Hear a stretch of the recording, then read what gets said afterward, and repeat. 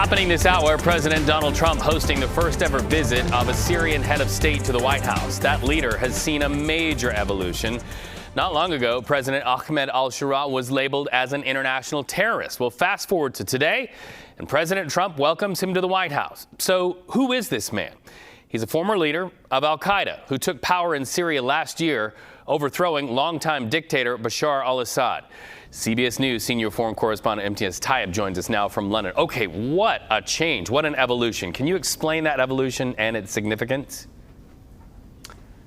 Reed, good to be with you and to be a fly on the wall in the White House right now as President Trump meets with Syrian President Ahmed Al-Sharaa. But really, it is just incredibly hard to overstate how significant this moment is, both for Washington and for Damascus. For the United States, we of course see this as a dramatic diplomatic turnaround.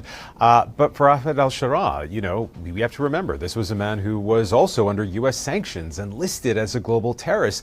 And now there he is at the White House. Now, the Trump administration is framing this as a calculated risk, an attempt to bring a post-Assad Syria back into the international fold after more than a decade of civil war and chaos. And the thinking here is that this re-engagement might stabilize Syria, curb Iranian influence, and prevent another regional collapse in a region which has seen a lot of collapse. Now, for Ahmed Al-Sharaa, it's of course all about legitimacy and economic lifelines. He's hoping that this visit will unlock reconstruction funding, former diplomatic recognition, and U.S. support for rebuilding basic infrastructure, including basic things like banking transactions.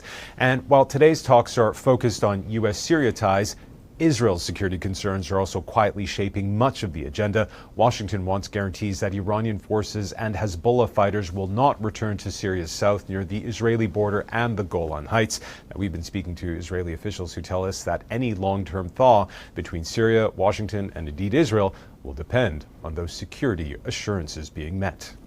Well, I think you raise a really good point of what he's after. You said legitimacy.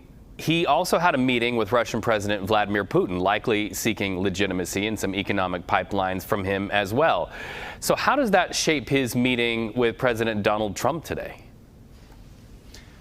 Very good question. I mean, that meeting with Putin was a very carefully timed signal. And it shows that Mr. Al-Sharaa is being quite calculated in his foreign policy. By meeting with Putin, Al-Sharaa has made it clear that Syria isn't pivoting solely towards Washington. It's trying to balance its old alliances with potentially new opportunities, even after the ousting of Syria's former authoritarian ruler Bashar al-Assad, who of course was very close to President Putin. Bashar al-Assad is actually in Russia, where he sought relief after fleeing from Damascus. So Russia still has enormous sway in Syria, militarily, economically, and of course politically. To go even further, it also has troops and bases on the ground and has invested billions of dollars in energy and infrastructure. So before courting the U.S., Al-Sharaa wanted to reassure Mr. Putin that Russia's interests would remain protected. But there's another interesting factor here,